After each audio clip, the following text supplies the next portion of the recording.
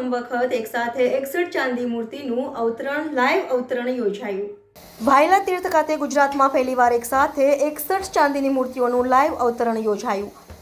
આચાર્ય મહાપદ્મ સુરી તથા આચાર્ય પદ્મજય સુરી મહારાજની નિશ્રામાં કાર્યક્રમ યોજાયો।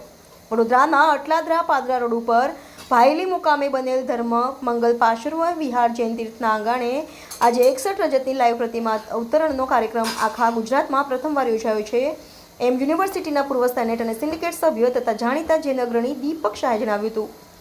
આજે સવારે સંસ્કૃતિ પાર્ટી પ્લોટ ખાતેથી ઉગ્ર વિહાર કરી પધારેલા જૈનાચાર્ય મહાપદ્મસુરી તથા આચાર્ય મહાધર્મસુરી મહારાજ, આચાર્ય પદ્મરત્ન સુરીજી તથા સાધ્વી ભવ્યરત્ના શ્રીજી મહારાજનું વાજતે ગાજતે સામયું કરવામાં આવ્યું હતું। ત્યારબાદ મૃદુલાબેન શાંતિલાલ વૈદ પરિવારના શેષભાઈ વૈદ તરફથી પધારેલ સૌની નવકાશીનો કાર્યક્રમ યોજાયો હતો। દરમિયાનમાં આચાર્ય પદ્મજય સુરી મહારાજે જણાવ્યું કે મારી પાસે શરૂઆતમાં 2-3 ચાંદીની પાર્શ્વનાથ ભગવાનની મૂર્તિ બનાવવા માટેની વિનંતી આવી હતી। પછી મેં ટહેલ નાખતા આશ્ચર્યજનક રીતે 61 લોકો ચાંદીની મૂર્તિ ભરાવવા તૈયાર થયા હતા। આ એક ઐતિહાસિક રેકોર્ડ છે જેમાં એક સાથે એક જ મંડપમાં એક જ દિવસે મૂર્તિનું લાઈવ અવતરણ યોજાયું હતું એમ દીપક શાહે જણાવ્યું હતું।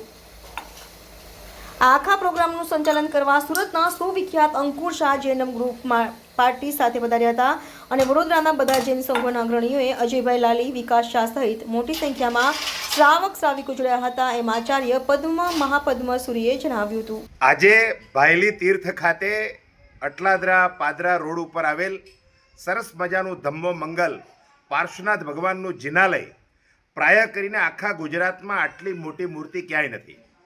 પરમ પૂજ્ય આચાર્ય મહાપદ્મ સુરીશ્વરજી મહારાજાનું આજે સવારે વાસ્તે ગાસ્તે સંસ્કૃતિ પ્લોટથી ગુરુદેવનું સામયું થયું।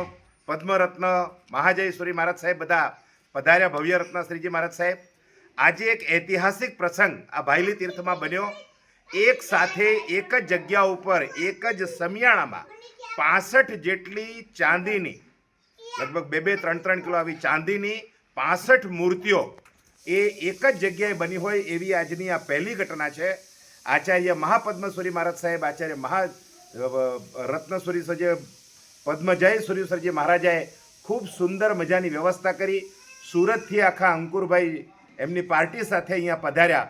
વડોદરા શહેરના તમામ સંઘોમાંથી પણ લોકો મોટી સંખ્યામાં અહીંયા પધાર્યા અને એક સાથે આ 65 જેટલી રજત પ્રતિમાઓનું જે અવતરણ થયું અને લોકોએ ખૂબ ભક્તિ ગીતો ગાઈને આખું સરસ મજાનું ભક્તિમય માહોલની અંદર આ સરસ મજાનો કાર્યક્રમ ઉજવાયો। દીપક શાહ।